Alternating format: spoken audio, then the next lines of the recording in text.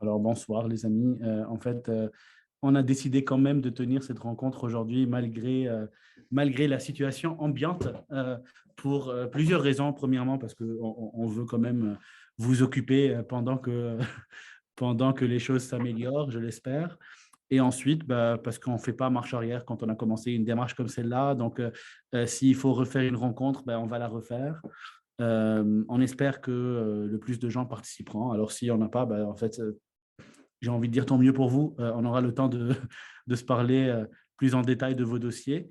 Euh, je tiens à remercier Frédéric pour l'organisation, Fabienne aussi. Frédéric, Fabienne ont mis beaucoup d'efforts pour organiser cette rencontre aujourd'hui, sans planifier une tempête de verglas. Comment vous avez fait ça? Je ne comprends pas quand même, franchement. Donc voilà, et je remercie énormément Olivier, notre élu de Toronto, et Lucie, notre présidente du conseil consulaire à Montréal, d'être là. Donc c'est vraiment un honneur et un plaisir de faire ça avec vous ce soir. Et merci aussi aux participantes et aux participants qui sont deux, en fait, qu'on ne connaît pas. Enfin, qu'on connaît, mais un peu. Donc voilà, je propose qu'on attende un tout petit peu, mais moi, parce qu'il y a d'autres personnes qui vont se joindre à nous probablement, on l'espère. Et enfin, on espère que tout le monde va bien déjà. Ça, c'est à la base. Et Peut-être si que tout le monde peut se présenter à tour de rôle. Tu peux distribuer, enfin Fabienne qui va faire modératrice distribuera la parole à tour de rôle pour que tout le monde se exactement. présente. Donc, Fabienne, je te laisse la main. Alors, bonsoir et bienvenue à nos participants. Donc, moi, je me présente, je suis Fabienne Nkouka, je suis co-coordinatrice chez ELV Montréal. Et aujourd'hui, avec Frédéric, qui est également membre de ELV Montréal, nous avons, suite à beaucoup de questions que nous recevons de la part de nos concitoyens, nous avons pensé organiser une série de webinaires. Donc, le premier ici, sur toutes les questions qui sont en relation avec les questions consulaires. Ça passe de comment je fais pour renouveler mon passeport, comment je fais pour déclarer une naissance, un décès. Donc, ça, c'est pour ça qu'on a invité aujourd'hui Ramzi, Lucie et Olivier, qui sont des élus consulaires, donc qui sont nos représentants ici au Canada pour les Français de l'étranger. Je m'excuse, moi aussi j'ai des problèmes, je suis réfugiée chez mes parents, j'ai pas d'électricité chez moi et j'ai ma fille que je dois aussi du coup m'occuper. Mais du coup, je laisse la parole à Lucie. Merci Fabienne, je suis exactement dans la même situation que toi, avec un petit garçon qui ne veut pas aller se coucher, donc on est chez les beaux-parents aussi. Mais ça me fait plaisir de vous parler à tous.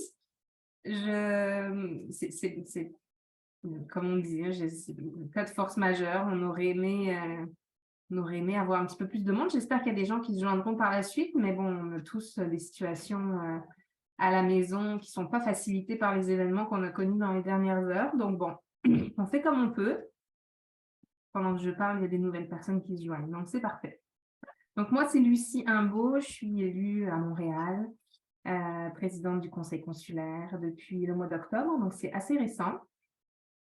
Et je travaille beaucoup avec Ramzi, ici présent, qui est également élu à Montréal, sur toutes sortes de dossiers. On a notamment une rencontre la semaine prochaine pour la question des bourses scolaires. On traite de soutien, de distribution de fonds pour des personnes handicapées, par exemple. C'est des choses sur lesquelles on intervient. Puis toutes les réponses aux questions que nous posent les résidents français de l'étranger. Fabienne en a parlé un peu, pour lesquelles on essaie de trouver des solutions avec le consulat. Donc, c'est un peu pour ça qu'on est là. On pourra répondre à toutes vos questions par la suite. Et puis, c'est ça, je passe la parole à Olivier pour la suite des choses, ou alors je redonne la parole à Fabienne. Comment vous voulez faire ça? Voilà, pour les présentations, je pense que vous pouvez vous donner la parole. Et puis, Allez, Olivier, je te donne la parole. Merci Lucie, merci Fabienne. Bonsoir à tout le monde. Donc, Olivier Giffaux, conseiller des Français de l'étranger, sur la circonscription de l'Ontario et du Manitoba.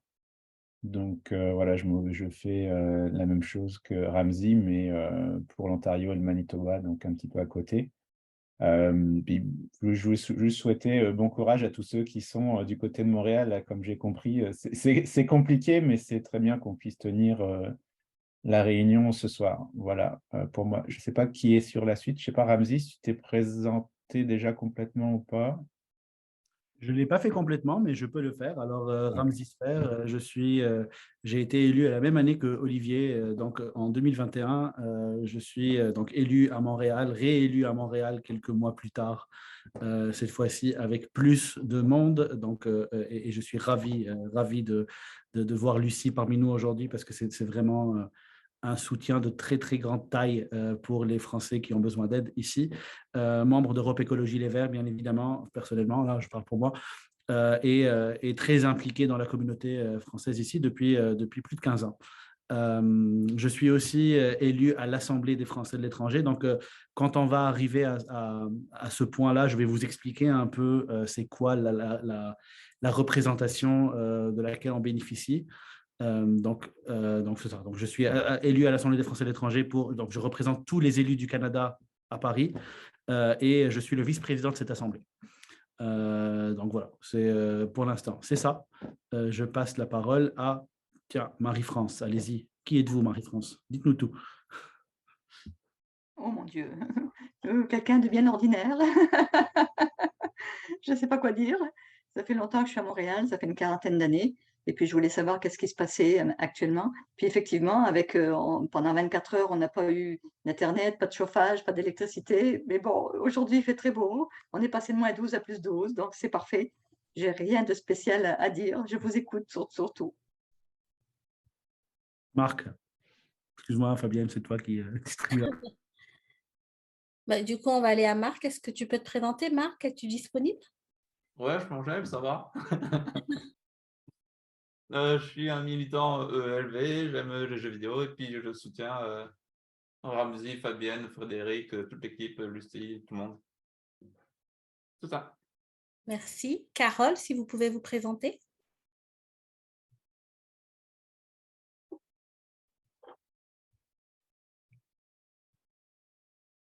Carole? Ou alors, Oui, enfin, je suis là, juste là pour écouter. Merci beaucoup, au revoir. Merci. Alvaro? Bonjour.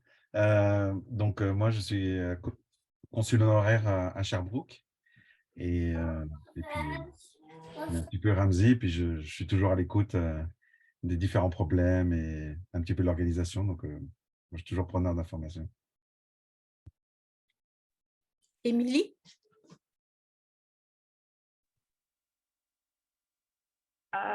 Oui, bonjour. Moi, je suis Émilie. Je suis intéressée à savoir, dans le fond, que nos élus vont vouloir nous amener en termes de administrativement pour régler certains problèmes qui sont liés particulièrement aux tournées consulaires. Je suis immigrante de deuxième génération. Donc, je cherche surtout à savoir au niveau administratif les renouvellements de passeports et tout, surtout parce que je suis à Ottawa. Et à Ottawa, la moitié des gens sont au consulat de Toronto et ceux de Gatineau sont attachés au consulat de Montréal. Donc, ça pose un peu problème parce que faire 5 heures de route, c'est pas nécessairement un cadeau pour aller faire nos passeports et les passeports des enfants. Donc, c'était vraiment ça. C'était mon principal objectif aujourd'hui, d'avoir une idée de ce que nos élus veulent faire pour la région d'Ottawa, de la capitale nationale. D'accord. Merci beaucoup, Merci. Émilie. Jules?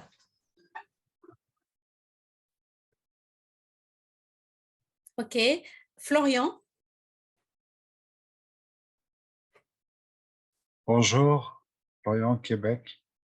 Donc, désolé, je suis en retard. Donc, je dois me présenter, c'est bien ça? Oui.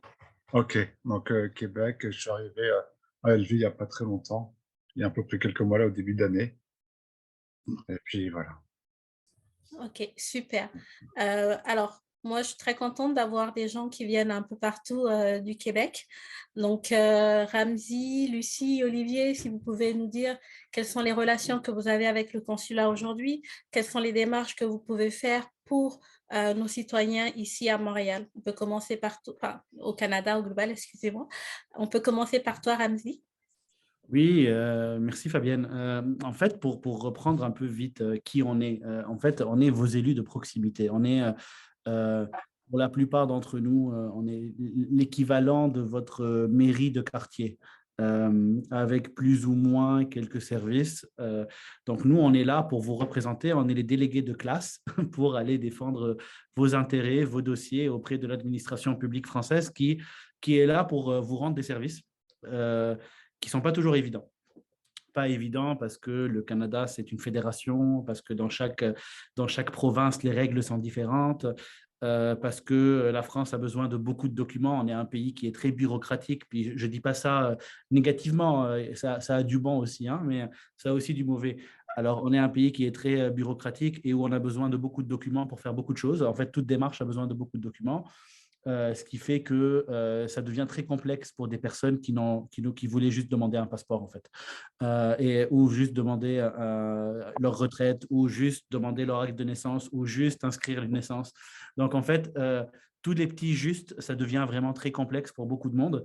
Et nous, on est là pour faciliter ça, parce que très souvent, l'administration, elle veut bien faire, mais elle ne connaît pas cette complexité-là. Elle ne vit pas ici, l'administration, même si elle est en poste dans un consulat canadien, dans un consulat français au Canada ou dans une ambassade, ce pas des gens qui vivent forcément ici depuis longtemps ou qui connaissent les complexités. Alors, ils les connaissent sur papier. Nous, on les vit. Nous, on est des Français d'étrangers. On est des gens qui ont vécu le même parcours que vous, qui ont vécu la même démarche que vous à un moment donné, qui ont immigré soit récemment, soit il y a longtemps, ou qui sont nés dans ce pays, qui sont soit citoyens canadiens de naissance ou qui le sont devenus plus tard. Donc, en fait, toute cette complexité sociologique, nous, on essaie de l'incarner. C'est comme ça qu'on a monté d'ailleurs notre liste, enfin nos listes un peu partout au pays. C'est vraiment un bon mix de personnes qui vous ressemblent en réalité. Ce qu'on peut faire pour vous, en fait, c'est déjà vous donner des informations. Ça veut dire que, voilà, à quoi sert un consulat aujourd'hui? Je suis en droit d'attendre quoi de mon consulat? C'est quoi mes droits quand je suis à l'étranger? C'est quoi mes droits quand je vais en France? C'est quoi mes droits dans chaque parcours de ma vie? Parce que on va tous être jeunes, être étudiants, ensuite être un adulte au travail, un jeune adulte. On va tous évoluer dans la vie normale. Et à chaque étape, on aura à aller voir notre administration. Et en fait, il y a beaucoup de personnes, on constate, qui nous disent moi, je ne veux rien savoir de la France. Et moi, ça me fait sourire. Ça me fait sourire parce que ces gens-là, ils oublient une seule chose. C'est que le seul moyen de ne plus rien avoir à faire avec la France, c'est d'abandonner ta nationalité. Si tu ne l'abandonnes pas, tu auras toujours un lien avec. Et c'est très bien. Nous, c'est ce qu'on souhaite. On souhaite que personne ne quitte notre nationalité. Mais en réalité, ça veut dire aussi quelques obligations et quelques devoirs et quelques droits. Et à partir du moment qu'on est français à l'étranger, on a quelques complications et on va venir voir ses conseillers pour leur dire, voilà, je suis arrivé à telle étape et je suis bloqué. Donc, nous, voilà, il faut nous voir comme les personnes qui vont vous renseigner, qui vont vous aider à… On connaît les dossiers, alors on travaille très souvent avec Lucie, avec Olivier, on travaille ensemble et moi, j'essaye le plus possible d'impliquer tout le monde dans les démarches. Parce qu'en fait, ce n'est pas vraiment des solutions qu'on offre. On connaît la démarche par cœur et on sait comment aller d'un point A à un point B. Et quand le point B est bloqué, là, on sait comment prendre un chemin C qui va nous ramener vers le point A, qui va nous ramener vers le point B. Donc, c'est un peu complexe, mais tout ça pour vous dire que on est là pour vous, on est là pour vous défendre. On n'est pas là pour se faire taper dessus. Ça, c'est quelque chose que je dis à tout le monde et à chaque rencontre parce que très souvent, quand on envoie une communication, en fait, les gens tapent sur le messager. On n'est pas le gouvernement. D'ailleurs, pour la plupart d'entre nous, on n'a pas voté pour ce gouvernement. Et en réalité, on essaye de limiter la casse d'un gouvernement qui est en train de démanteler le service public. Et d'ailleurs, c'est le seul message politique de la soirée, c'est que le service public à la française aujourd'hui est en train de prendre un coup dans le visage et il est en train de perdre beaucoup de sa vigueur, de sa vitesse. et de sa capacité de répondre à vos besoins. Tout ça s'explique par une seule chose, le budget de l'État. Le budget de l'État n'arrête pas de perdre en force et donc on se retrouve avec des consulats qui n'ont pas assez de personnel pour gérer les tâches minimales d'un consulat. On se retrouve avec des ambassades qui manquent de conseillers, qui sont là pour faire des choses pour s'assurer de votre sécurité dans le pays, etc. Donc, tout ça, aujourd'hui, on se retrouve dans une situation où c'est un peu complexe. C'est un peu complexe. Et encore heureux, on est dans un pays développé. On est au Canada, où ça va ça va relativement bien dans ce pays quand même. Donc, imaginez dans d'autres pays où ça va. Je m'arrête là pour l'instant. Première question sur les services consulaires. Si je travaille au Canada, est-ce que je peux avoir droit à une retraite en France ou pas du tout? Qui a pris la parole? Je ne sais pas. Je pense que c'est deux personnes qui se parlent. Il n'y a pas de réponse pour l'instant. À l'extérieur du Zoom. Mais, Ok. Parce que je vais vous expliquer un peu comment ça va se passer. Je vous envoie un message pour dire que vous pouvez poser vos questions dans le chat. Et c'est moi qui vais les lire au moment où on a encore 10 minutes où on va essayer d'orienter des questions qui vont être un peu plus générales auprès d'Olivier, Lucie et Ramzy. Et ensuite, vos questions à vous, on aura 30 minutes pour pouvoir les poser tranquillement et je les lirai pour vous.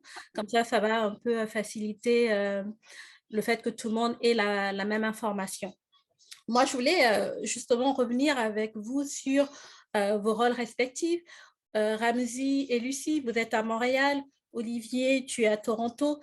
Est-ce que vous pouvez expliquer à nos concitoyens qui sont là comment c'est fait? Est-ce que moi, étant ici à Montréal, je peux aller, par exemple, faire une demande de passeport à Toronto? Et puis, Olivier, est-ce qu'à Toronto, on a les mêmes problèmes pour avoir un rendez-vous au consulat? Je te laisse la parole, Olivier, pour commencer. Oui, OK. Merci. Juste avant, pour revenir sur la question, sur ce qu'on fait pour effectivement faciliter les démarches, en fait, comme le disait très bien Ramzy, on rappelle au consulat régulièrement, donc l'administration, quels sont les défis qui sont relevés par les concitoyens pour bien qu'ils gardent la présence des difficultés. Après, le point, effectivement, c'est que le Canada, c'est très, très grand et nos circonscriptions sont forcément très grandes. Donc, Ottawa, c'est vrai que c'est 5 heures de route, donc c'est loin, mais il y a des endroits qui sont encore plus loin. Donc ça, c'est une des contraintes sur lesquelles on ne pourra pas faire grand-chose. C'est pour ça qu'il y a des tournées consulaires qui sont organisées. Malheureusement, elles se remplissent effectivement très, très vite. Donc, c'est aussi un point qu'on soulève avec le consulat pour leur dire, voilà, les tournées se remplissent très vite, il faudra en organiser d'autres. Et là, on tombe sur le point que Ramzy a évoqué, qui sont les limites en ressources humaines, effectivement liées par des budgets qui sont de plus en plus limités. Et donc, cette contrainte fait que les tournées sont difficiles à organiser et ne sont pas aussi souvent qu'on voudrait le savoir. Mais nous, notre rôle, ce n'est pas d'organiser tout ça, mais c'est effectivement de soulever qu'il y a de ces problématiques. Donc, on travaille sur ça avec le consulat. Nous, c'est vrai qu'on n'est pas au consulat en tant que tel, hein, on est vraiment un élu et là pour reporter les problèmes, mais c'est ce qu'on fait malheureusement sur les distances, on ne pourra pas faire beaucoup plus. Sachez qu'il y a quand même actuellement un projet qui est en développement et le Canada est pilote justement de pouvoir faire toute la démarche administrative à distance. Donc, on espère que ça va améliorer les démarches, sachant qu'aujourd'hui, il y a quand même un fait qui est enlevé, c'est-à-dire qu'avant, il fallait aller 2 fois, une fois pour déposer la demande, une fois pour retourner. Maintenant, on a quand même obtenu que pour avoir le passeport, ça pouvait être envoyé. Donc, il y a un déplacement à faire. Mais il y a vous êtes le champ? Oui, c'est beaucoup mieux. Pour ce qui est de ce qu'on fait, voilà, nos interactions, c'est essentiellement lors des conseils consulaires et avec les différents agents quand on peut avoir l'occasion. On fait remonter les informations qu'on a des Français. Donc, ce genre de webinaire est très intéressant pour nous pour effectivement garder le contact et avoir un espace d'échange libre et plus fluide. Donc, ça, c'est bien. Et voilà, c'est à peu près tout ce que j'avais à dire. Ah oui, tu me disais les défis qui sont ici, est-ce qu'on peut aller dans un consulat à un autre? Oui, effectivement, on peut aller, mais ça veut dire qu'il faut se déplacer pour déposer le dossier. Et étant donné que les rendez-vous sont à peu près aussi compliqués à avoir d'un côté et de l'autre, ça revient pratiquement au même. Ce qui peut juste faciliter, c'est admettons que si quelqu'un d'Ottawa se déplace plus souvent à Montréal, ça va être plus facile d'utiliser un voyage pour une autre occasion et éventuellement le jumeler avec le rendez-vous, mais en dehors de ça, il n'y a pas vraiment de bénéfice. En parlant de rendez-vous, il y a juste un point qui est quand même intéressant à garder, c'est que si vous avez un rendez-vous et que vous ne pouvez pas vous y rendre, c'est vraiment très important de l'annuler, parce que si vous ne le faites pas, vous ne pourrez pas vous réinscrire pendant 3 mois. Donc, ça peut vraiment empêcher les démarches. Donc, inscrivez-vous, prenez le rendez-vous. Si jamais vous ne pouvez pas, annulez-le. C'est vraiment important. Déjà, ça libère la place pour quelqu'un d'autre. Puis ensuite, vous pourrez vous réinscrire parce que sinon, l'administration va vous bloquer pendant 3 mois. Et pendant 3 mois, vous ne pourrez plus prendre de rendez-vous. Donc, ça, c'est vraiment important à garder en tête. Voilà, cette fois, je pense que j'ai tout dit. Donc, tu voulais que je passe la parole à Lucie, si je me souviens bien, Fabien. Exactement. J'ai pas grand-chose à rajouter. Je pense que Olivier, c'est assez complet ce que tu as dit. Puis Ramzi mentionnait qu'il allait répondre à certaines questions dans le chat aussi par écrit. Mais peut-être juste réinsister sur le fait que Olivier, s'il te plaît, réinsister sur le fait que annuler les rendez-vous, c'est pas tant ne pas pouvoir reprendre un autre rendez-vous pendant 3 mois. C'est surtout laisser la place à d'autres personnes qui ont besoin d'avoir un passeport aussi. Hein. Quand on libère un rendez-vous, il est pris dans la foulée par quelqu'un et ça dépanne vraiment des gens qui sont des fois dans des situations difficiles, puis on sait parce qu'on nous en parle souvent. Je m'excuse, je suis accompagnée d'un petit garçon de 2 ans, donc ça fait un petit peu de bruit. Mais voilà, juste garder ça en tête, que si vous avez ça arrive d'avoir des changements de programme, puis de ne pas pouvoir aller au rendez-vous qu'on a, mais c'est important de les annuler. Effectivement, et si je peux rebondir sur tous ces points apportés par mes collègues. Premièrement, Alvaro, merci de le rappeler. En fait, c'est vraiment important de toujours s'assurer qu'on est inscrit sur le registre des Français de l'étranger. Alors, pourquoi sur le registre? Parce que, attention, il y a 2 choses. On est répertorié dans 2 choses. On est répertorié au registre des Français établis hors de France et sur la liste électorale consulaire. C'est 2 choses qui sont complètement différentes.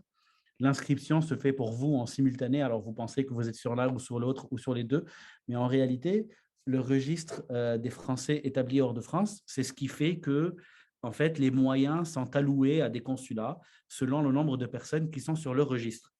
La loi permet aux consulats, et non seulement permet, mais elle exige que tous les 5 ans, les consulats fassent le ménage de leur liste de Français établis hors de France. Et si vous n'avez pas donné signe de vie et si vous n'avez pas mis à jour votre inscription aux 5 ans, ben, la 6e année, vous n'êtes plus sur la liste. Vous continuez à être sur la liste électorale parce qu'on ne peut plus, depuis 2017, on ne peut plus vous enlever de la liste électorale. Donc, vous continuez à voter dans la circonscription, ce qui nous réjouit en tant qu'élus, c'est sympathique. Mais en réalité, pour le consulat, vous n'êtes plus là à titre administratif. Donc, le consulat ne va plus planifier ses activités selon votre présence. Pour lui, vous n'êtes plus là, alors vous ne comptez pas. Mais vous votez quand même. Alors, assurez-vous toujours de mettre à jour votre inscription consulaire. Ça se fait en ligne. Ça peut se faire au consulat aussi en personne. Bonne chance pour avoir un rendez-vous, par contre. Mais ça peut se faire de plusieurs manières. Alors, on est là pour vous aider avec ça. Maintenant, pour revenir sur les documents et sur les demandes qu'on peut faire, effectivement, les demandes sont déterritorialisées. Donc, en fait, on peut demander n'importe quel document d'identité n'importe où dans le monde à partir du moment qu'il y a un consulat ou un point de service qui appartient à l'État français. On peut aller demander nos documents. Donc, il n'y a rien qui vous empêche de vous présenter à n'importe quelle occasion devant l'autorité publique française pour faire votre demande, que ce soit dans un consulat, que ce soit lors d'une tournée consulaire. Il n'y a personne qui peut vous refuser quoi que ce soit. Maintenant, le problème, c'est aussi la limite de fonctionnaires qui fait que les rendez-vous sont toujours extrêmement limités.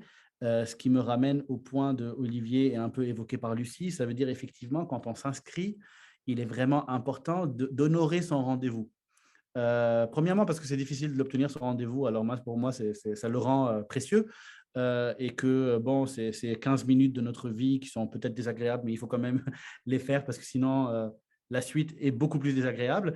L'autre point, c'est parce qu'effectivement, la France est en train d'essayer de chercher un système pour obliger les gens à soit annuler, soit aller à leur rendez-vous. Alors, il y a la question de la sanction de 3 mois ou pas, mais attention, ce n'est pas automatique.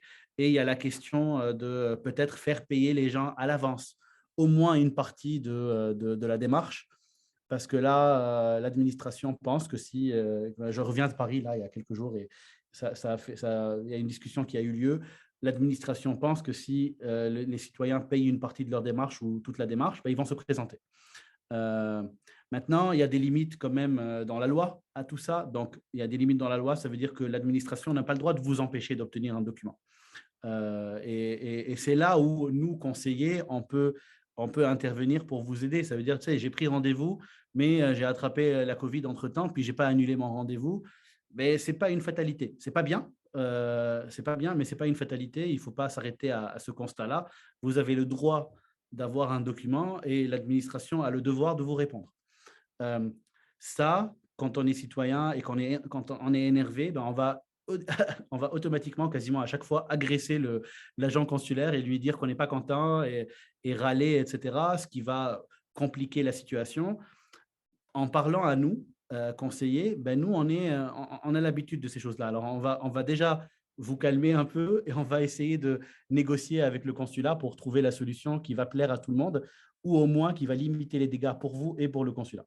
C'est vraiment ce rôle qu'on essaye de jouer, c'est vraiment ce rôle de médiation qu'on essaye de jouer pour faciliter vos tâches et pour s'assurer que vous obtenez ce que vous êtes en droit d'obtenir. Et je dis bien que ce que vous êtes en droit d'obtenir, parce qu'il y a très souvent des gens qui nous contactent pour obtenir des choses où bon, ils n'ont aucun droit de les obtenir. Donc moi, je fais toujours cette distinction, c'est que nous, ce qu'on veut, c'est nos droits, mais pas des passe-droits. Il n'y a pas de passe-droit, on veut juste nous assurer que vous obtenez vos droits. Je ne sais pas s'il y a des questions plus précises. J'ai entendu tout à l'heure des questions sur la retraite, j'ai entendu des questions sur les tournées consulaires et les passeports, donc, et l'administration qui doit délivrer des documents un peu partout. Donc, n'hésitez pas à nous poser des questions. Ramzy, justement, j'allais t'arrêter. J'ai une dernière question et après, on va passer aux questions-réponses. C'était plus, aujourd'hui, moi, j'ai réussi à trouver Olivier facilement sur Facebook. Il y a un numéro de téléphone pour le joindre, mais je ne suis pas sûre que tout le monde ici savait avant cette rencontre ce que c'était qu'un élu consulaire.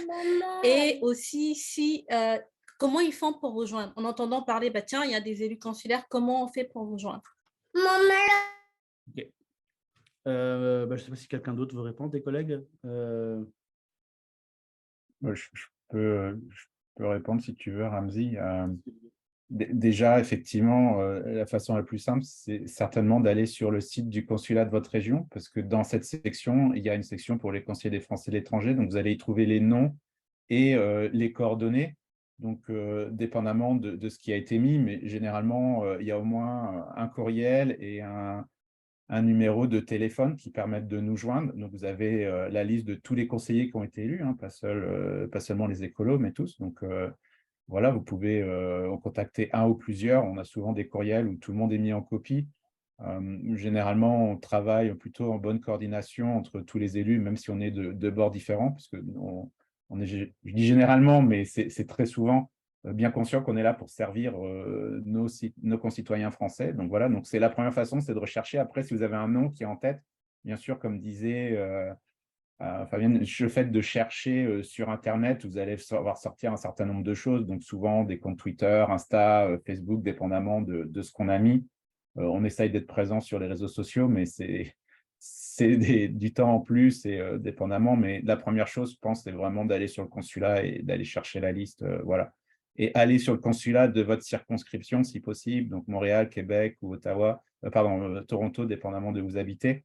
Parce que si vous choisissez un autre consulat, bah, on sera content de vous répondre, mais généralement, on va chercher à vous renvoyer vers vos conseillers. Pas qu'on ne veuille pas répondre, mais ils sont plus au fait de ce qui se passe sur votre circonscription, donc votre région, que nous, et on ne veut pas dire de bêtises, notamment sur la disponibilité des rendez-vous ou comment bien interagir avec vos consulats. Voilà, donc c'est pour ça. Et si je peux juste revenir sur un petit point qui était tout à l'heure que tu évoquais, Ramzy, le fait d'être inscrit, puisque disait aussi Alvaro, même si vous êtes loin, c'est important de vous inscrire au consulat et sur la liste électorale, parce que les bureaux de vote qui sont ouverts sont aussi déterminés en fonction des gens qui sont inscrits sur une région.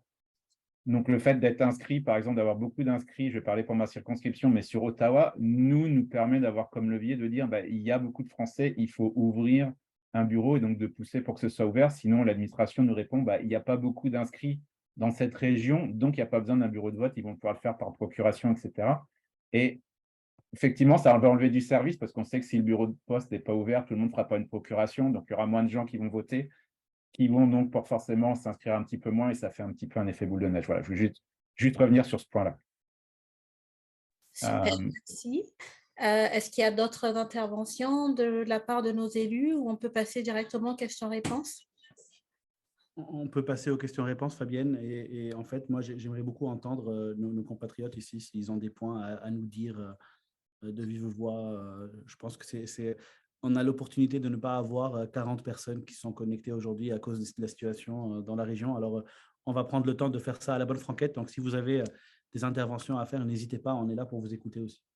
Alors, Jules avait une question et puis il avait un problème de micro. Donc, je vais lire sa question. C'était par rapport à la retraite. Donc, Jules travaille au Canada.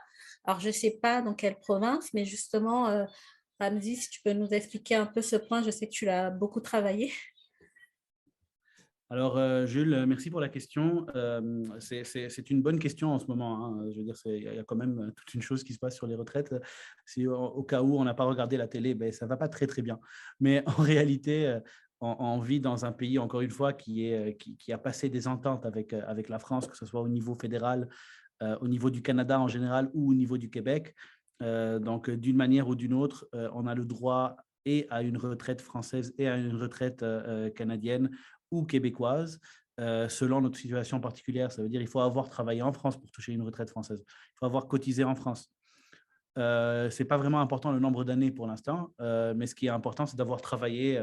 En fait, l'un dans l'autre, ça fait une retraite complète. Si on a travaillé un peu ici et un peu ailleurs, ben, ça fait une retraite complète.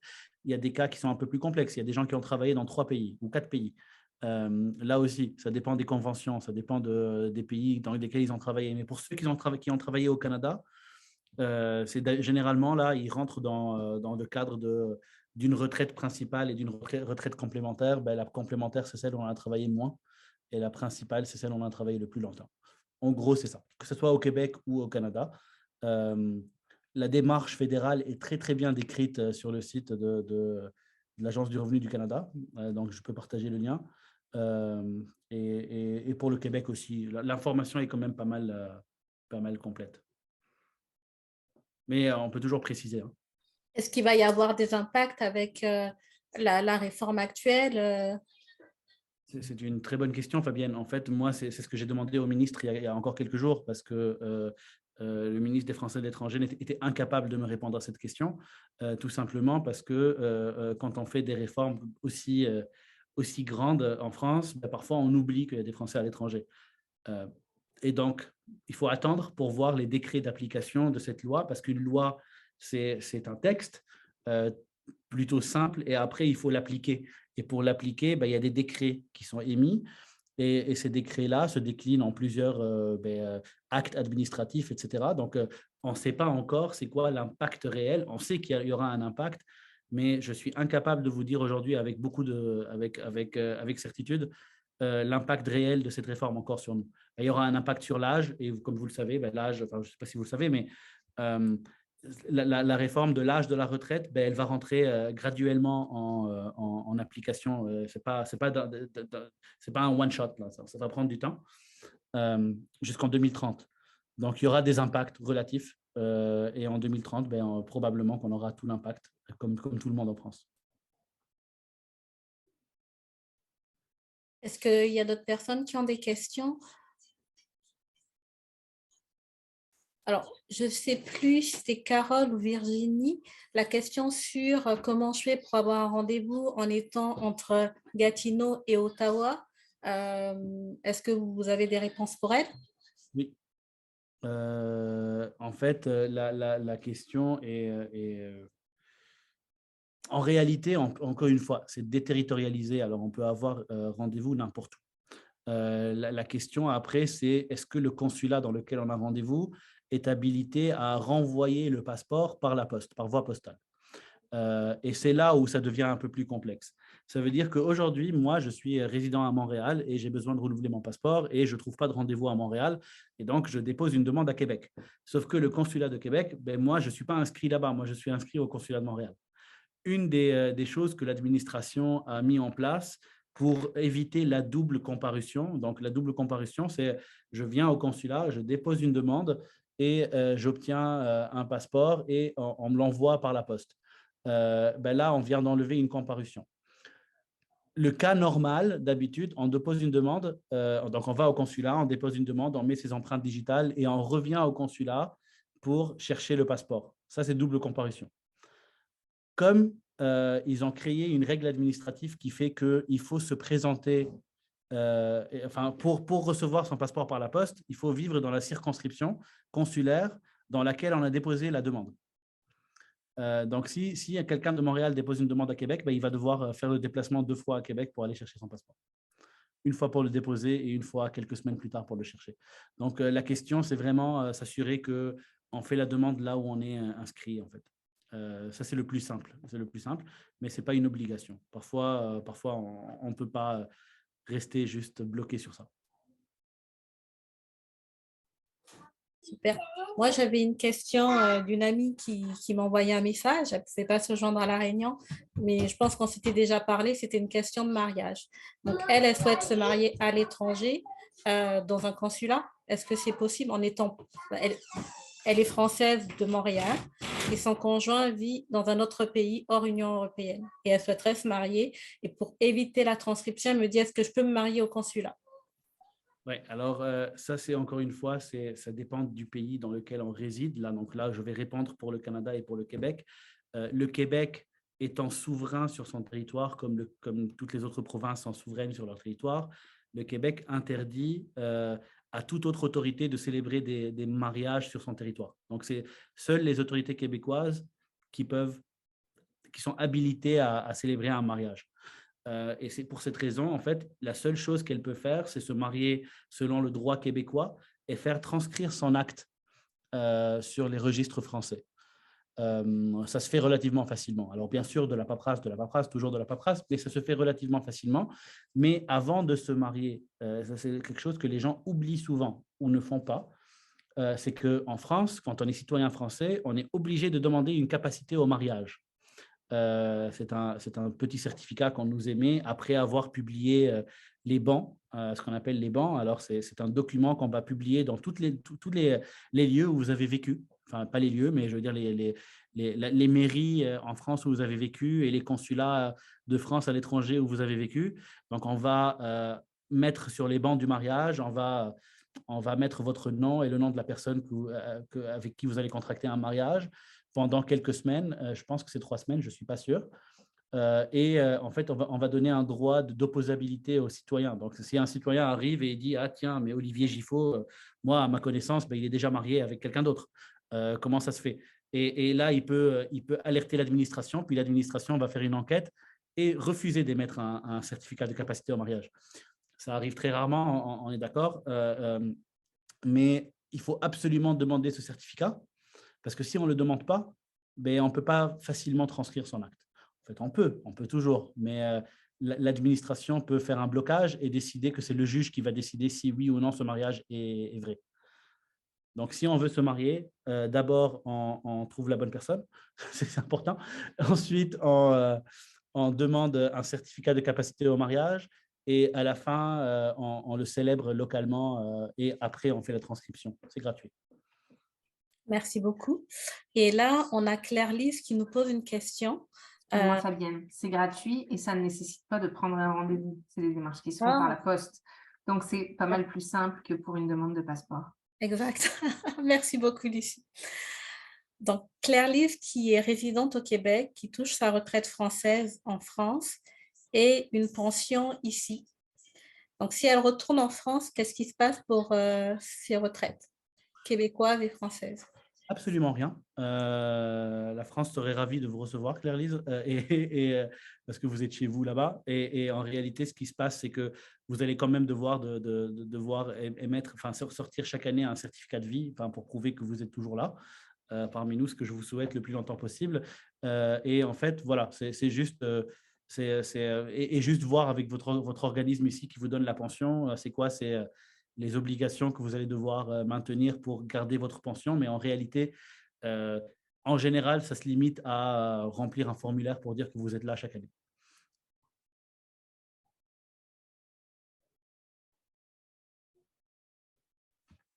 Et la sécurité, elle ne s'arrête pas, en fait. Techniquement, elle ne s'arrête pas. Vous y avez droit et en France et ici. Et ça dépend, encore une fois, du programme, de quelle sécurité vieillesse on parle. C'est vraiment… en fait, ces questions-là, ça peut changer du jour au lendemain. Là, aujourd'hui, moi, ce que je peux vous dire, c'est qu'il n'y a pas vraiment de problème. Vous allez continuer à la recevoir. Comme tous ces Québécois et ces Canadiens qui vont dans le Sud pour passer des retraites plus paisibles, c'est la même chose. Vous ne perdez absolument rien, vous continuez à recevoir les choses. La seule chose à laquelle il faut faire attention, mais ça, je outrepasse ma capacité d'élu local français, c'est qu'il faut faire attention à votre résidence fiscale à la fin, parce qu'il y a des choses auxquelles on a droit ici. Quand on est à l'étranger, on n'a plus de droit. Mais pas la sécurité vieillesse, mais en tout cas tout ce qui est afférent à ça. Ça veut dire les crédits d'impôt qu'on obtient. Parfois, c'est non négligeable. On ne se rend pas compte, mais à partir du moment qu'on n'a plus droit au taux de base, ben là, on devient imposable sur une somme qui est beaucoup moins importante que par le passé, et ça peut faire très, très mal dans un portefeuille.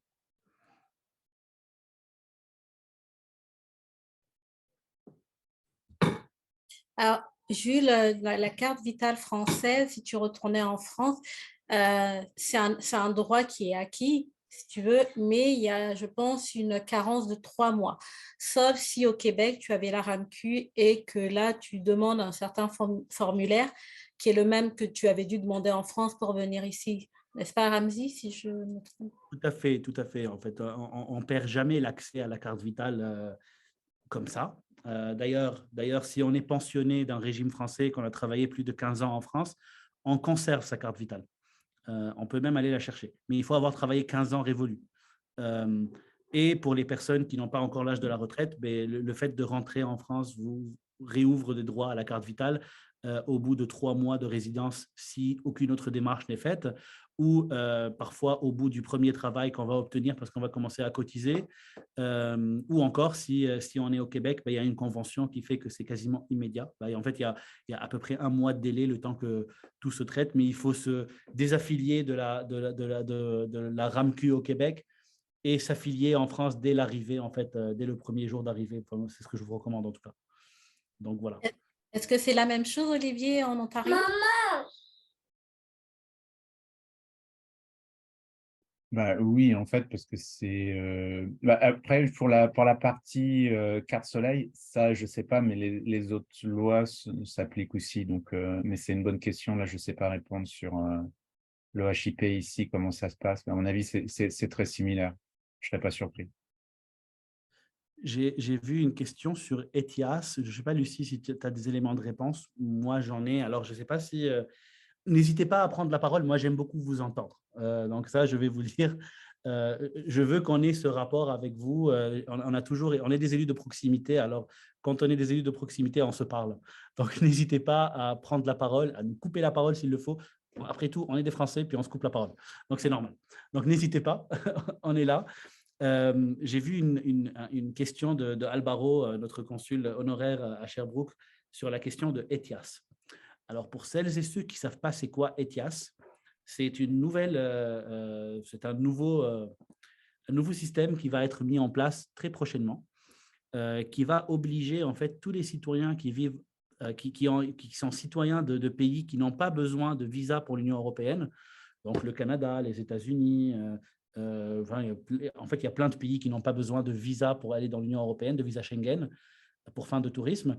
Donc, tous ces citoyens-là, ils auront besoin de faire une demande préalable sur Internet pour demander une autorisation électronique de voyage. Okay? Donc, au Canada, on appelle ça l'AVE. Aux États-Unis, on appelle ça l'ESTA. Maintenant, l'Union européenne va mettre en place ETIAS. Arrêtez-moi si c'est complexe, parce que ça, c'est un point vraiment important. Okay? Donc, l'Union européenne, d'ici la fin de l'année, va commencer à demander à tous ces citoyens étrangers qui n'ont pas besoin de visa de faire cette demande sur Internet, donc de payer une petite somme et de pouvoir, voilà, 48 heures plus tard ou 24 heures plus tard ou même quelques minutes plus tard, ils vont obtenir une validation, puis ils vont pouvoir voyager. Sans cette validation, ils ne pourront pas embarquer sur leur vol. Et pourquoi on trouve que c'est vraiment important pour vous, pour nous ici, c'est parce que beaucoup d'entre nous portent aussi un passeport canadien. Et on a pris, face à la médiocrité du service passeport en général dans l'administration française, on a pris l'habitude de voyager avec nos passeports autres. Donc, pour les besoins de la cause, je vais dire nos passeports canadiens. On a pris cette habitude et là, l'Union européenne nous dit, bah oui, très bien, mais si tu veux venir ici, tu es Canadien, bah nous, le système va probablement te poser une question. On ne le sait pas encore, ce n'est pas encore clair, hein, mais le système va dire, OK, avez-vous la citoyenneté, la nationalité d'un pays européen? Vous allez dire oui, parce qu'il ne faut pas mentir, parce que mentir, c'est très grave. Enfin, vraiment, c'est très grave, ça peut nous mettre en prison et générer des amendes qui sont très, très chères. Alors, je ne vous encourage jamais à mentir. Donc, quand vous allez avec votre passeport canadien, essayer de demander cette autorisation, on va vous demander si vous êtes européen et vous allez dire que oui, parce que c'est ça. Et là, le système va probablement vous refuser. Parce qu'il va vous dire, si comme vous êtes européen, allez-y avec votre passeport européen. OK? Jusque-là, c'est normal. C'est juste normal qu'on demande à quelqu'un. Le Canada nous le demande. Aujourd'hui, on ne peut pas revenir au Canada sans passeport canadien. Il y a quelques dérogations qui sont vraiment très complexes et en fait, on n'a pas envie de les essayer. Mais en réalité, on ne peut pas revenir au Canada sans passeport canadien. La même chose pour l'Europe. Maintenant, ce que ça va créer comme problème aussi, c'est que l'Europe n'a pas encore été très pragmatique sur cette question. Et comme les pays d'Europe sont nombreux et qu'il y a des pays qui émettent des passeports comme l'Italie, qui sont capables d'imprimer le passeport dans leur consulat, ou comme la France, qui doivent envoyer les demandes en France et ça prend 6 semaines pour l'obtenir, ben en fait, il y a déjà une réalité qui est différente. Ça veut dire que voilà, si on n'a pas de passeport européen facilement, ben comment est-ce qu'on peut revenir chez nous? Et c'est là où la question est vraiment importante. C'est pour ça que moi, j'encourage tout le monde, premièrement, si votre passeport français est périmé ou presque, ben prenez rendez-vous pour le renouveler. Parce que ça, c'est le meilleur antidote contre tout problème à l'avenir. Donc, renouvelez votre passeport, ne vous fâchez pas avec l'administration, ce n'est pas le moment. Pragmatiquement, vous devez avoir un passeport à jour à chaque fois que vous êtes là. Il y a plusieurs raisons pourquoi il faut avoir un passeport à jour, je vais vous les expliquer après. Mais ce n'est pas que le voyage. Hein. Mais pour le voyage, n'hésitez pas à prendre rendez-vous, même s'il vous reste 6 mois ou 1 an sur votre passeport. C'est vraiment important. Après, de notre côté, on est en train de faire de la pression du côté européen et du côté du ministère de l'Intérieur en France pour dire, et j'ai encore eu cette discussion la semaine dernière avec le ministre en disant, ben là, ce serait important de prévoir des mesures dérogatoires. Ça veut dire quelqu'un qui est français mais qui n'a pas ses documents français parce qu'il n'arrive pas à les obtenir, ben, il doit quand même pouvoir rentrer chez lui. Et comment on fait? Ben là, on ne sait pas encore, mais on attend de recevoir des nouvelles. Et ne vous inquiétez pas qu'on est nombreux et nombreuses à faire pression tous les jours pour qu'on garde ce sujet-là sur la table. Et pourquoi c'est important de garder vos documents à jour? Ce n'est pas que pour le voyage, c'est parce que aussi en France, on a un principe que M. Sarkozy a mis en place qui s'appelle la désuétude.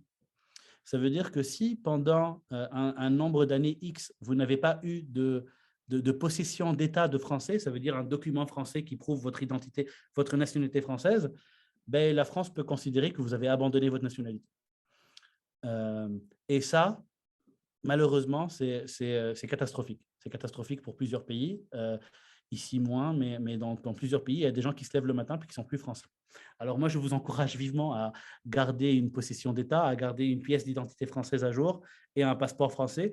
Et non seulement, mais utilisez-les, parce que c'est le seul moyen de conserver votre nationalité. Alors vraiment, ça c'est un appel du cœur. Ne nous appelez-nous si jamais il y a un problème, mais je ne vous souhaite pas ça, parce que c'est vraiment très, très anxiogène. Je reçois c'est très rare que ça arrive, mais quand ça arrive, les gens nous appellent en pleurs. Et bien évidemment, je vous aime beaucoup, ça fait un quart d'heure qu'on se parle. Je ne veux vraiment pas que ça vous frappe. Donc voilà. Carole. Oui, Carole. Merci beaucoup Fabienne, Olivier et puis Ramzy. En fait, c'est vraiment, vraiment très, très utile. Je ne savais pas trop quoi m'attendre, mais c'est vraiment beaucoup d'informations. Pour le système dont vous parlez, juste pour savoir, donc si on rentre en Europe, Si j'ai bien compris, vous dites qu'il vaut mieux partir avec le passeport français et puis ensuite rentrer avec le passeport canadien? Ou c'est ça, hein? C'est En donc fait, avoir on les n'a 2 pas le passeports choix. et puis On n'a pas le choix, Carole. En fait, ouais. aujourd'hui, pour revenir au Canada, si on est Canadien, il y a le seul moyen, c'est de rentrer avec un passeport canadien ou avec une autorisation. Il y en a 3, des autorisations, mais en fait, c'est tellement complexe que c'est plus facile d'avoir son passeport canadien à jour. Euh, Mais donc, donc je pars avec mon passeport français quand même oui, oui, pour, oui, tout à fait. Il faut voilà. avoir les deux. Ah, d'accord. Il faut avoir les deux. Ouais, parfait, merci. Alors, je peux aussi rebondir, c'est que si on a une carte d'identité française, ça suffit. Mais le problème aujourd'hui pour le consulat à Montréal, c'est qu'ils ne veulent plus délivrer des cartes d'identité françaises sans le passeport. Parce que la carte d'identité, elle est gratuite et puis tout le monde peut la demander. Mais ils veulent privilégier que les gens demandent le passeport parce que le passeport est utile. Donc, si vous ne demandez pas votre passeport, ils ne vous donneront pas la carte d'identité. Je ne sais pas si c'est la même chose en Ontario, mais moi, En j'ai... fait, Fabienne, si je peux me permettre, ça a été modifié il y a quelques semaines, ça. Ah, super. Très, très, très récemment, on peut redemander la carte d'identité seulement, sans faire la démarche de passeport. Bon, c'est certain que si on n'a pas de passeport, c'est mieux de faire les deux. Puis ça prend de toute façon un rendez-vous au consulat. Donc, la difficulté reste la même pour avoir le rendez-vous. Mais c'est une très bonne nouvelle, ça. Et un très grand merci à Lucie, notre présidente du conseil consulaire à Montréal, qui maintient un dialogue constant avec les autorités ici. Moi, personnellement, je suis plus combatif, en fait. Et donc, on essaye de faire ce travail à plusieurs, où elle a le bon côté et moi, c'est le mauvais. Donc c'est très bien, on assume complètement. Mais tout ça, on le fait, en fait, au final, pour conserver vos droits. Donc, voilà, merci Lucie pour ça. Peut-être pour répondre à une précision par rapport à ce que Carole demandait, moi qui ai un passeport français et un passeport canadien, probablement comme vous, ce que je comprends de ce que va changer l'ETIAS, c'est qu'on ne pourra plus entrer en France avec son passeport canadien. À l'époque, on pouvait le faire. On nous posait la question, pourquoi vous n'utilisez pas votre passeport français? Puis moi, ça m'est arrivé de dire, je ne l'ai pas pris ou il est périmé, puis on me laissait accéder quand même en France. Mais si on doit faire la démarche de l'ETIAS à partir de, on ne sait pas trop quand ça va entrer en vigueur, dans le courant de l'année, on n'a pas vraiment d'informations là-dessus. Si on doit faire cette démarche avec un passeport étranger, c'est là où on ne sait pas si ça va ou non poser une difficulté d'avoir 2 passeports, mais de dire on est français, mais de ne pas avoir de papier pour le prouver. On conseille vraiment aux gens de faire tout ce qu'il faut, tout ce qu'ils peuvent pour avoir 2 documents à jour pour faire leur voyage aller et retour, en connaissant tout à fait la situation actuelle. Puis moi, je suis en train d'essayer d'avoir un rendez-vous passeport pour faire un passeport pour mon fils, qui a un passeport canadien puis qui n'a pas de passeport français. Puis pour aller en France cet été, je ne sais pas comment je vais m'y prendre. Hein. Donc, je suis ça de près parce que ça m'inquiète beaucoup. Puis je ne suis probablement pas la seule Française dans cette situation. Donc, Lucie, comme le dit très bien Alvaro, en fait, le problème de le problème, oui, c'est un problème. Le problème de ce genre de mécanismes qui sont mis en place, c'est que, en fait, tout le poids de ce mécanisme est sur le dos de la compagnie de transport. Donc Air France, Air Canada, voilà, parce que à partir du moment qu'une personne qui n'avait pas le droit d'être sur un vol, Alvaro, si tu veux prendre la parole et expliquer ce point, c'est plus de ton ressort. Mais c'est que et c'est valable aussi bien à la frontière canadienne que n'importe quelle frontière européenne. Le douanier va être, il peut avoir certaines passe-droits, il peut accorder des choses, il peut constater certaines choses et vous laisser passer. Ce que ne fera pas le transporteur parce que lui, il a un ordre et il veut être vertueux, il va vraiment ne pas déborder d'une ligne et donc il préférera vous bloquer plutôt que lui perdre la possibilité de transporter des gens en Europe ou dans l'autre sens au Canada. Parce qu'ils peuvent perdre la ligne s'ils ne respectent pas les demandes des douanes. Donc, c'est vraiment pour ça qu'on regardait peut-être que les TIAS, moi, j'espère vraiment qu'ils vont avoir, comme au Canada ou aux États-Unis, des périodes parce qu'en fait, c'est les États-Unis qui ont commencé, puis le Canada a dit bah, j'applique la même chose, puis l'Europe a dit bah, si vous faites ça, moi je fais la même chose aussi. Mais ils ont eu des périodes un petit peu où oui, on pouvait le faire, mais si on ne le faisait pas, on était juste avertis et puis c'était correct. Moi, c'est ça que je ne sais pas. Et l'autre choix, c'est que par exemple, si vous avez des problèmes pour entrer au Canada, vous pouvez toujours passer par les États-Unis et traverser à pied. L'Europe, où est-ce qu'il faut traverser à pied pour ne pas avoir de transporteur entre la France enfin, entre soi et la France. Donc, c'est vraiment parce que quand vous le passez à pied, même une carte d'identité en Europe va vous accepter, mais le transporteur, il l'acceptera probablement pas. Donc, c'est tout ça qu'on n'a pas comme information. C'est pour ça que je te posais la question, mais on est vraiment. Puis moi, je m'attends à ce que on parlait des cartes d'identité. Les cartes d'identité prennent à chaque fois. Moi, je vous donner la voix du Consulat général de France. Il prend des places pour les passeports. Or, les passeports, c'est le droit de rester pour des Français sur le sol canadien. Donc, on en renouvelle énormément bien avant l'expiration. J'en ai fait cette semaine, là. Il y a des passeports qui, des fois, avaient encore 2 ans de validité. Simplement, quand vous demandez un visa, votre visa est de la longueur de la validité du passeport. Donc ça génère le passeport va durer moins longtemps, donc vous en générez plus. Si la carte d'identité vient prendre des places, on a déjà tellement peu de places, donc on se retrouve un peu à court. Et l'ETIAS vient rajouter là-dessus, et c'est là où moi j'aimerais que les autorités comprennent qu'il y a quelque chose qui va se passer. Ça ne peut pas fonctionner si aujourd'hui, tous les gens qui sont là depuis 20, 30, 40 ans, qui n'ont pas de passeport depuis quasiment autant de temps, depuis qu'ils sont canadiens, ça pose vraiment un problème parce que je vous ai donné les chiffres à peu près, mais on ne les connaît pas, les chiffres. On sait que probablement, moi j'estime à plus de 300 000 le nombre de Français qui, parce qu'on oublie les gens qui n'ont plus rien fait pour la France depuis 10, 20, 30 ans. Et ces gens-là, ils vont revenir parce qu'ils continuent à retourner en Europe. Donc c'est ça mais ils ne pourront plus sans passeport européen. Donc voilà. Je suis assez pessimiste. S'il n'y a rien qui change, là, ça va. En fait, c'est vraiment un sujet qui est complexe. Mais il est simple et complexe à la fois. Il est simple parce que l'Union européenne est en droit de demander ça pour réciproquer, parce qu'en fait, tout ce qui appartient à comment on traverse une frontière, d'habitude, est construit autour de la réciprocité. Et là, effectivement, on ne peut pas. En fait, ce n'est pas un visa, mais en même temps, tous les pays nous l'imposent et il y a certains de nos compatriotes, certains pays nous l'imposent et il y a certains de nos compatriotes qui se retrouvent interdits de prendre un vol vers une destination. Alors, on se met dans cette situation et on dit, pour qu'on puisse garder une certaine fluidité dans la circulation, on va mettre le même système et nous aussi, on va se réserver le droit de refuser le voyage à certaines personnes pour des raisons de criminalité ou autres. Et ça vient compliquer les choses pour les citoyens qui ne sont ni criminels, ni qui ne posent pas de problème là, pour qui que ce soit. Malheureusement, c'est comme ça que ça marche. Et nous, notre rôle, c'est d'essayer de limiter la casse, en fait. C'est d'essayer de montrer tous les points, tous les coins morts d'un tel changement radical, à mon sens, dans la manière avec laquelle on voyage. Donc, je ne sais pas si vous avez d'autres questions. Carole, j'ai vu que vous aviez des questions par rapport à tout ce qui est impôts.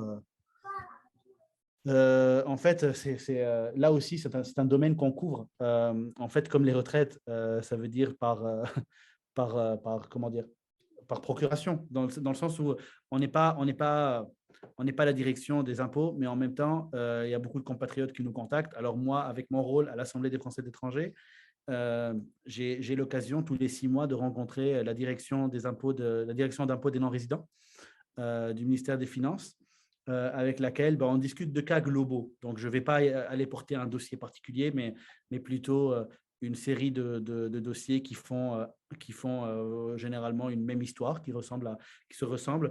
Et on va aller demander des renseignements parce qu'en fait, l'impôt, c'est vraiment individuel. C'est vraiment chaque personne, sa relation intime avec l'État. Hein. Donc, on va d'habitude pas prendre le dossier complet, mais on va vous aider à savoir où poser les questions et où obtenir des réponses avant de devoir contacter un avocat fiscaliste qui va vous coûter un bras. Donc, on va vous aider pour avoir les réponses générales. Après, effectivement, on est dans un pays qui a passé des ententes avec la France, alors ça simplifie pas mal les choses. Alors, pour tous ceux qui m'appellent pour me dire que c'est vraiment très complexe, je leur dis d'aller vivre dans un pays qui n'a pas passé de convention, puis ils vont voir ça veut dire quoi complexe. Donc voilà. Du coup, est-ce que tu inviterais Carole à te contacter pour… Bien évidemment, pour des questions, s'il y a une question plus précise, je ferai tout pour aller chercher la réponse. D'ailleurs, Carole, qu'elle n'hésite surtout pas à mettre Lucie en copie et tout, parce que c'est vraiment de l'apprentissage pour les conseillers. Moi, je commence à avoir le dos pas mal rodé. Je suis pas mal sollicité sur pas mal de questions, mais c'est vraiment important aussi que les citoyens approchent nos autres conseillères et conseillers pour ces questions-là. C'est comme ça qu'on devient meilleur, en fait. Jules. Merci beaucoup à Ramzy et Lucie. Et puis Fabienne, merci.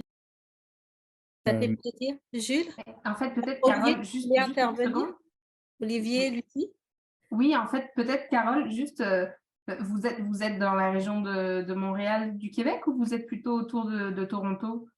Non, je suis à Moncton et puis D'accord, en fait, ok. la question, c'est plus pour ma maman. C'est des petites questions bêtes, là, mais par exemple, je crois comprendre que si on doit payer un certain montant d'argent au fisc et qu'on a une banque canadienne, donc plus une banque française, ben, on ne peut pas faire un virement. Alors, ça devient un peu complexe, puis je ne sais pas comment. Et votre maman, elle est à Montréal? Elle Oh, est, elle est elle avec est au moi. Québec? Elle Elle est vit avec avec vous à moi. Moncton? Ouais. Ok. Elle vit avec moi, ouais. Donc, si vous aviez été dans la région de Toronto, on vous aurait peut-être plutôt orienté vers Olivier, qui a des liens avec le consulat de Toronto, mais c'est correct, on va… Je sais pas, Ramzy, est-ce que tu veux répondre maintenant Oui, spécifiquement bien sur cette évidemment, question-là? Carole, il n'y a aucun problème. Il y a toujours des gens de Moncton et de Halifax qui nous contactent, Ben oui. et à juste titre, parce que c'est vrai que c'est complexe. Même quand on veut payer ses impôts, il y a 3000 obstacles. Donc, moi, ça me rassure. Ça veut dire que l'État s'occupe de nous de la même manière si on paye ou si on ne paye pas. Donc, c'est rassurant. Mais enfin, je rigole en disant ça, bien évidemment, mais surtout ne pas hésiter à nous contacter s'il y a des cas dans lesquels il faut qu'on aille faire des recherches, parce que nous, on sait à quelle porte frapper pour avoir une bonne réponse. Ça va vous éviter quelques semaines de recherche et beaucoup de frustration. Merci beaucoup. Je vous contacterai. Oui. Excellent. J'ai vu Jules a été très patient et a levé la main. Et ensuite, j'ai vu la question de Claire-Lise.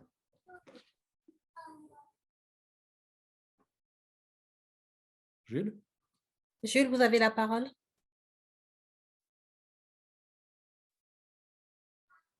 Je pense que… On ne vous entend pas. Je ne sais pas si vous avez un problème de micro, mais vous pouvez écrire. Oui, Jules avait un problème de micro, c'est ce qu'il mentionnait au début, hein, donc je ne sais pas si il peut poser sa question verbalement.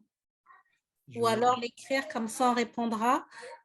Sinon, en attendant, on peut pas… Juste au niveau du temps, là, ça fait donc déjà une petite heure.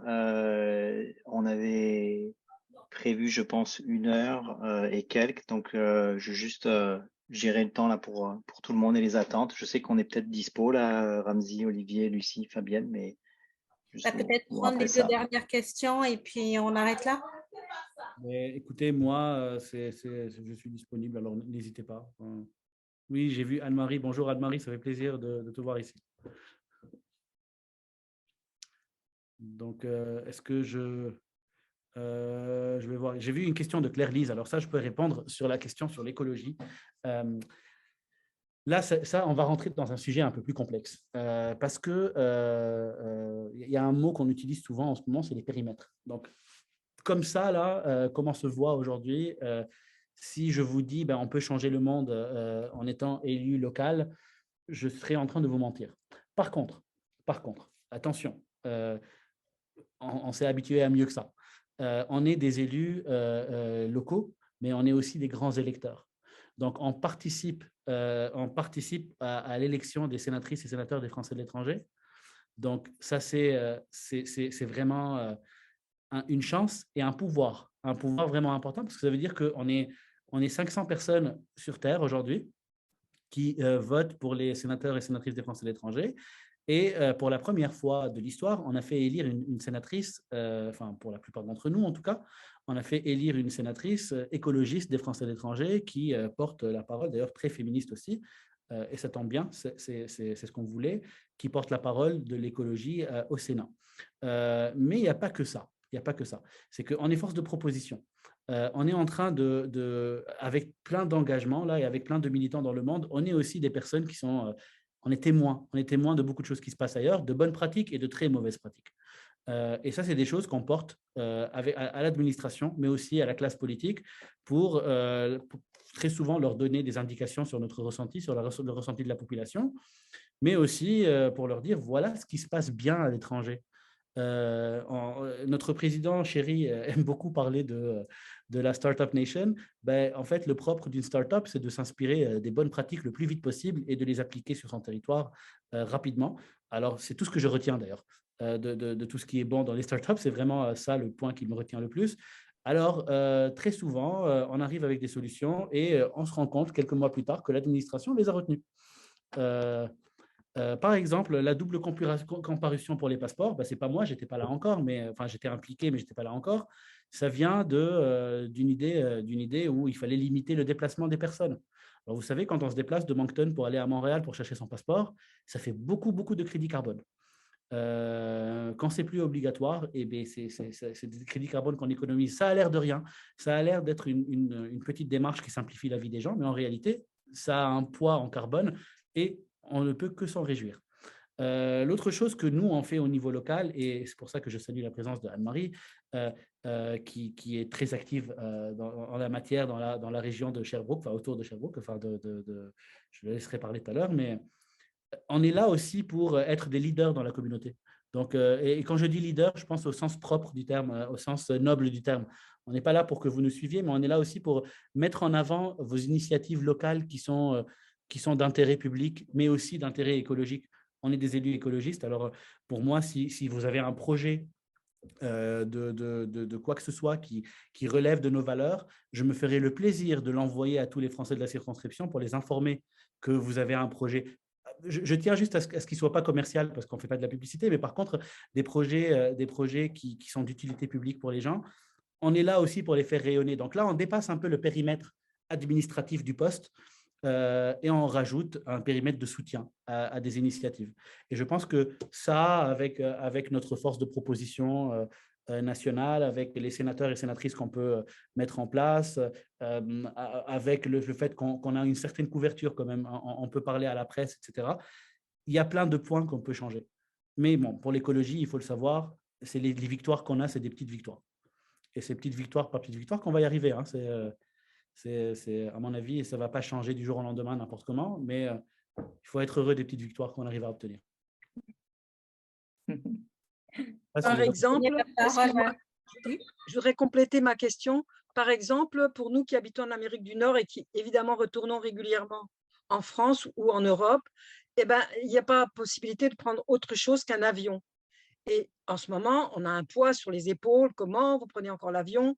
Est-ce qu'il serait possible de commencer une action pour qu'on puisse traverser l'Atlantique avec des bateaux? Pas les bateaux de croisière gigantesques, mais de simples… Moi, je l'ai fait déjà une fois avec un cargo. Et c'est quand même intéressant comme expérience. Et je pense que c'est quand même plus économique. Parce qu'on n'a pas de solution sinon. C'est pas faux du tout, Claire-Lise. Et c'est un sujet, en fait… Le truc, c'est que là aussi, on est des élus locaux et c'est difficile de convaincre une compagnie de bateaux de mettre en place une ligne régulière parce que là, eux, c'est vraiment une démarche commerciale. Il faut avoir du monde pour remplir ce bateau. Donc, je suis vraiment pas contre pousser pour des choses comme ça. Par contre, nous, on est là pour aider les citoyens à se mobiliser. Alors, si les citoyens demain se mobilisent et veulent mettre en place une pétition pour demander ça, je serai le premier à la signer. Et en plus à la relayer et à l'envoyer à qui de droit pour demander ces choses-là. Est-ce que ça veut dire qu'on va obtenir une victoire? Peut-être pas maintenant, peut-être dans 10 ans, peut-être dans 5 ans, peut-être l'année prochaine, j'en sais rien. Mais tout ce que je sais, c'est qu'on sera là, on sera derrière vous pour vous appuyer. Ça, c'est notre rôle de leader. Est-ce qu'on peut donner la parole à Jules? Bien sûr. Est-ce que vous m'entendez? Oui. Très bien. Moi, en fait, j'avais une question parce que j'ai eu des problèmes d'immigration. Je pense que dans beaucoup de monde, c'est compliqué l'immigration.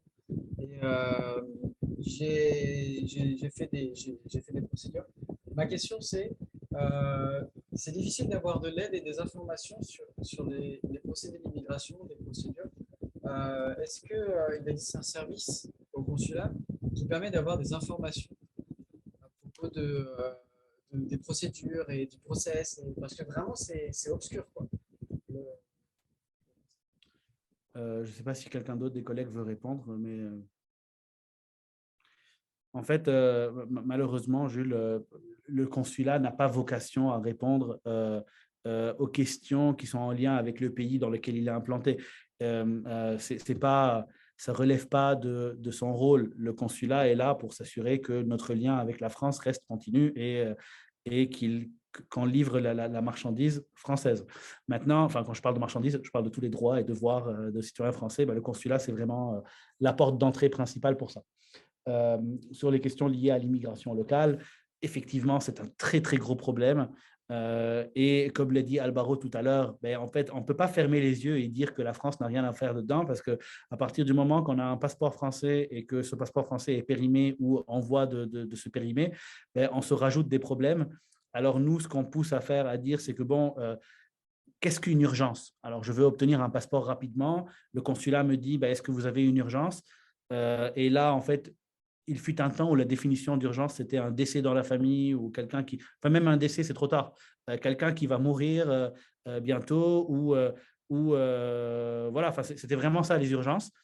Aujourd'hui, on a réussi à faire comprendre en fait aux autorités publiques françaises et pas localement au consulat. Les fonctionnaires, ils veulent bien faire, hein, c'est pas ça le problème, c'est les directives qu'ils reçoivent. Les fonctionnaires obéissent à des directives et parfois les directives, c'est écoute, tu n'as pas assez de monde, alors on va limiter au maximum le nombre de rendez-vous et on va limiter le nombre de visas qu'on donne, on va limiter. Et on se retrouve avec des gens sur les bras qui ont besoin d'un passeport maintenant, sinon ils n'ont plus de résidence au Canada. Et ça, sur ce point-là, on travaille et on arrive à obtenir gain de cause et on arrive à faire passer des dossiers en priorité quand le cas le justifie, puis souvent le cas le justifie. Maintenant, intervenir auprès des autorités canadiennes, ça ne relève pas de nos prérogatives. On a nos connaissances des dossiers, on sait vers qui vous redirigez d'habitude quand il y a des problèmes, mais pour être tout à fait honnête, ça a débloqué quelques situations parfois, mais vraiment, c'est dérisoire par rapport au nombre de questions qu'on reçoit. Donc, juste pour être tout à fait honnête sur notre pouvoir magique dans ça. Alvaro, tu as levé la main. Compléter tes dires là, c'était juste pour ça. Le consulat ne peut pas à aucun moment donner un conseil sur l'immigration. Moi, le premier avertissement que m'a donné la consul, qui, elle, va en procès à chaque fois, au moindre conseil, il y a un avocat qui vient et qui met la consul honoraire, fonctionnaire directement au tribunal. Donc non, il n'y a pas de conseil sur toutes les démarches canadiennes. Pour ça, il y a des avocats pour ça, il y a des associations, mais pas nous. Voilà, c'est juste ça. Juste peut-être pour compléter, nous, on est des élus locaux français qui aident les Français dans leur démarche avec l'État français, en tout cas le relais de l'État français qui est le consulat. Pour les questions d'immigration, l'élu canadien qu'il faut contacter, c'est votre député fédéral. Donc, tous les bureaux de députés fédéraux ont du personnel qui est spécialisé dans le traitement des demandes d'immigration, en tout cas le conseil aux résidents dans leur démarche d'immigration. Donc, si vous ne l'avez pas encore fait, moi, je vous conseillerais de contacter le bureau de votre député fédéral. Des fois, ils peuvent faire débloquer des dossiers, des fois, ils ne peuvent pas. Mais ce n'est vraiment pas les élus français qui peuvent vous aider, malheureusement. Anne-Marie Oui. Alors, ça va être la dernière intervention. Oui, bonjour à tous. Je suis arrivée un petit peu en retard. Désolée, Ramzi.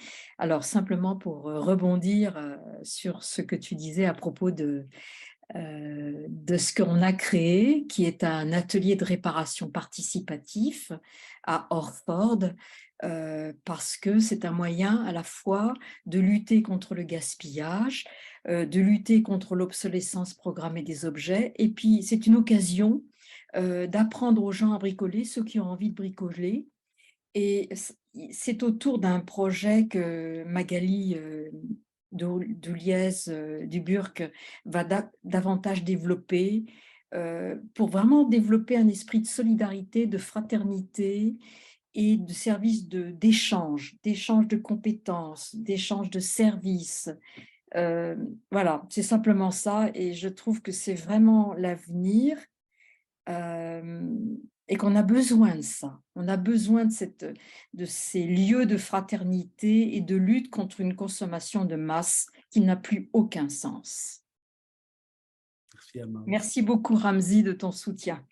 Et ça fait plaisir et on ne s'arrêtera pas là. Je tiens juste à rappeler en fin de rencontre en fait, que les écologistes, ben, en fait, on a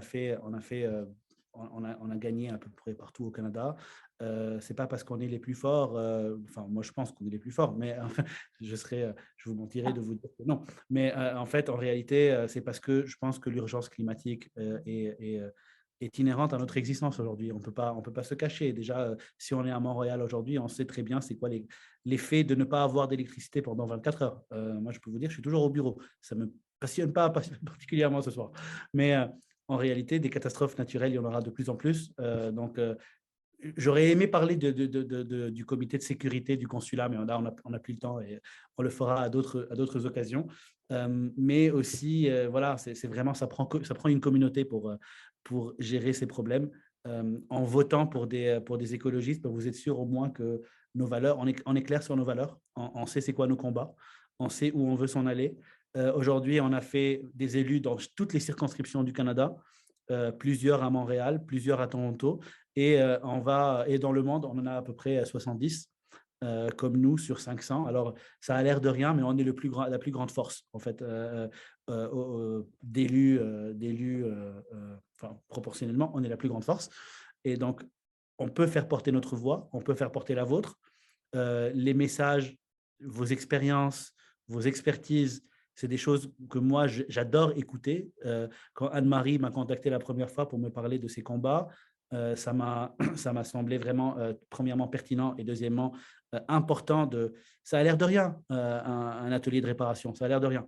Mais ça fait toute la différence dans un monde où la consommation va au maximum de tout ce qu'elle peut faire là en ce moment. Donc, c'est vraiment, vraiment important. N'hésitez pas à nous faire signe, n'hésitez pas à nous parler de vos projets.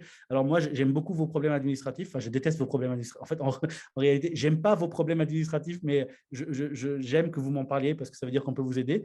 Mais par contre, parlons-nous aussi des choses qui vont bien. Et les choses qui vont bien, c'est votre engagement local. Nous, on est vraiment très fiers de voir des Français qui s'impliquent pour lutter contre la pauvreté, pour lutter contre la famine, pour lutter contre le changement climatique. C'est vraiment quelque chose qui fait qu'on a envie d'aller encore plus loin, de travailler avec vous, de vous mettre en avant. Et qui sait, peut-être un jour, vous allez être les prochaines personnes qui vont être élues à notre place. Enfin, c'est vraiment ça qu'on se souhaite. Et on se souhaite collectivement qu'on puisse continuer à faire ce travail. Donc aujourd'hui, en mot de la fin, moi je vous dis, n'hésitez pas à nous contacter.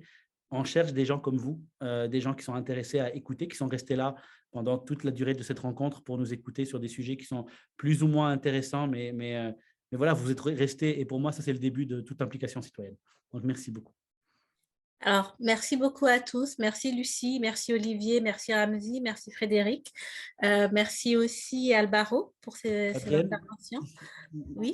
Il faut laisser Lucie et Olivier prendre la parole à la fin aussi, parce que Alvaro aussi, bien évidemment, qui nous a fait le plaisir d'être là. Je rappelle qu'Alvaro est notre consul honoraire à Sherbrooke, le tout dernier consul honoraire au Canada qui vient d'être nommé et qu'on garde un dialogue vraiment très cordial et très intéressant. Merci beaucoup, Alvaro.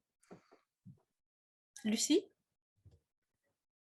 Oui, ben, je n'ai pas vraiment le mot de la fin, mais je pense que je rebondirai sur ce que disait Ramzi. Là, c'est aussi militer et participer à ce genre de choses quand on est français de l'étranger puis qu'on est installé dans un pays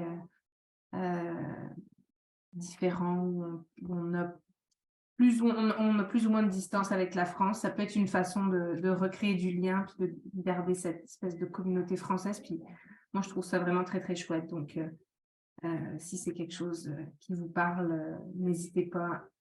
À la fois l'aspect communautaire et l'aspect écologie. Le petit groupe local d'Europe Écologie Les Verts est vraiment fun. Donc, voilà.